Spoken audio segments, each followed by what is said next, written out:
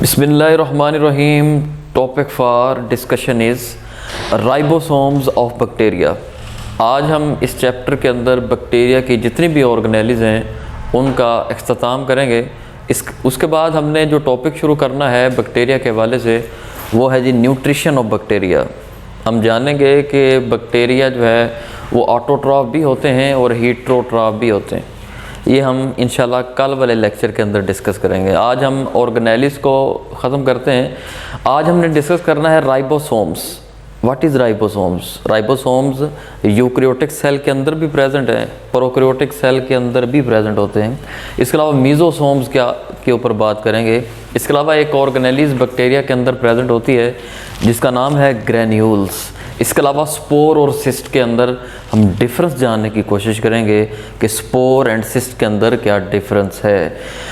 First of all जी ribosomes कैसे बनते हैं, उसकी कंपोजिशन क्या होती है। अगर यूकैरियोटिक सेल की बात करें, अगर प्रोकैरियोटिक सेल की बात करें तो सेम ही होती है। RNA and protein form ribosomes. याद रखिएगा, ribosome is a factory of protein. अगर यूकैरियोटिक सेल के अंदर राइबोसोम्स प्रेजेंट हैं, अगर प्रोकैरियोटिक सेल जो हम पढ़ रहे हैं इसके अंदर प्रेजेंट है, इनका एक ही काम है सिंथेसिस ऑफ प्रोटीन, कि हमारे सेल की जो फैक्ट्री है प्रोटीन की वो राइबोसोम है। और राइबोसोम की फैक्ट्री क्या है? न्यूक्लियोलस होती है। जो न्यूक्लियस के अंदर जो डार्क पोर्शन होता है वो राइबोसोम को बनाता है, और जो राइबोसोम है ये प्रोटीन को बनाता है।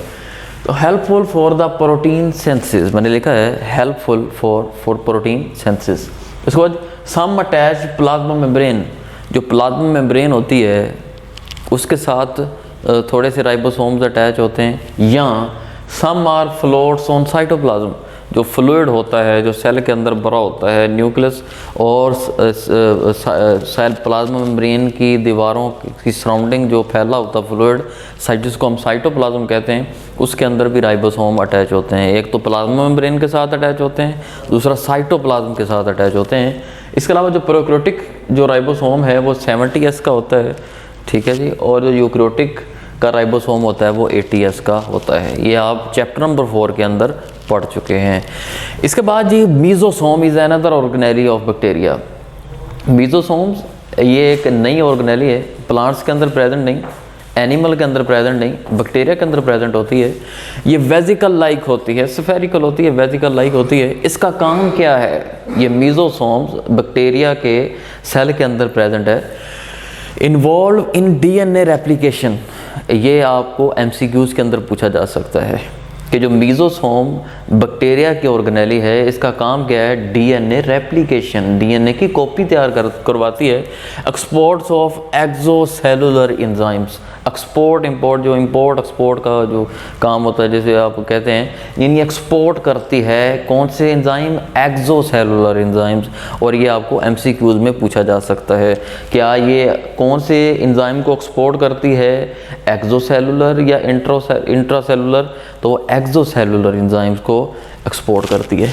इसके अलावा ये एक और भी चीज़ है, respiratory enzymes are present in mesosomes, कि जो मीज़ोसोम ऑर्गेनेली है इसके अंदर जो रेस्पिरेटरी एंजाइम्स हैं वो भी प्रेजेंट होते हैं। ये भी एमसीक्यूज़ के अंदर आपसे पूछा जा सकता है। इसके अलावा एक छोटी सी ऑर्गेनेली है granules. Granules bacteria store extra nutrients. जो ग्रैन्यूल्स है इसमें एक्स्ट्रा न्यूट्रिएंट्स जो है स्टोर हो जाते हैं, जैसे glycogen, sulphur, fat and phosphates. जो ग्रैन्यूल्स है ये वेस्ट मटेरियल जो होते हैं, जो मटेरियल होते हैं उनको कैसे जो है वो बाहर रिलीज़ करती है। फर्स्ट ऑफ ऑल जी अल्कोहल है, लैक्टिक एसिड है और एसिटिक एसिड है, ठीक है जी। उसके बाद जी मज़ीद हमने स्पोर और सिस्ट को डिस्कस करना है। This is the last organelles of bacteria. उसके बाद हमने अगले टॉपिक को डिस्कस करना है, न्यूट्रिशन को। स्पोर और सिस्ट के अंदर क्या डिफरेंस है? याद रखिएगा, जो स्पोर और सिस्ट हैं this is the cell division. ये सेल डिवीजन के अंदर अपना अहम किरदार अदा करते हैं, बैक्टीरिया की ग्रोथ के अंदर अपना अहम किरदार अदा करते हैं। याद रखिएगा, जो स्पोर होते हैं वो एक्सटर्नल भी हो सकते हैं, इंटरनल भी हो सकते हैं। जो स्पोर होते हैं वो एक्सटर्नल भी हो सकते हैं और इंटरनल भी हो सकते हैं।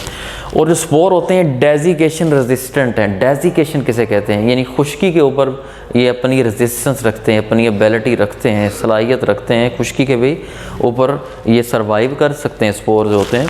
इसके अलावा ये हीट रेजिस्टेंस भी होते हैं, ये जितना मर्जी टेम्परेचर हो जाए ये हीट रेजिस्टेंस होते हैं, इन्हें हीट कुछ नहीं कहती। 200 डिग्री सेंटीग्रेड हो जाए इन्हें हीट कुछ नहीं कहती। मिसाल के तौर पे अगर ये स्पोर अंदर हैं या बाहर हैं, अगर बड की सूरत में होते हैं, अगर एक्सटर्नल हों इंटरनल हों तो इंटरनल इस तरह होते स्पोर्स होते हैं।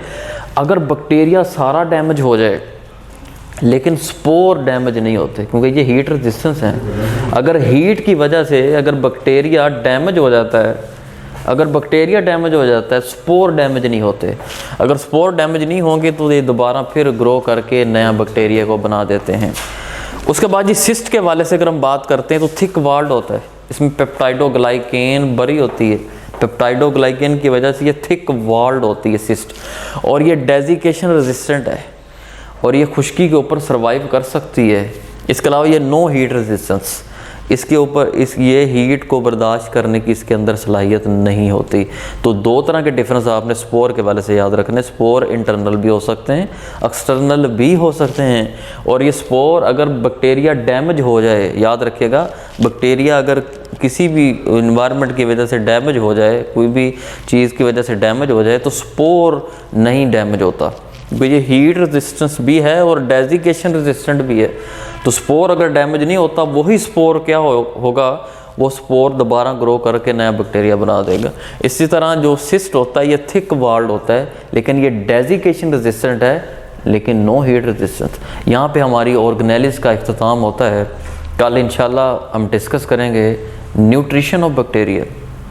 हम देखेंगे, हमने बाज़ औक़ात हम पढ़ते आ रहे हैं कि जो बैक्टीरिया वो हीटरोट्रॉफ होते हैं, बीमारियां फैलाते हैं, लेकिन नहीं, ऑटोट्रॉफ बैक्टीरिया भी होते हैं। ऐसे बैक्टीरिया को भी हमने पढ़ना है जिनके अंदर क्लोरोफिल होता है और अपनी खुराक को तैयार कर सकते हैं।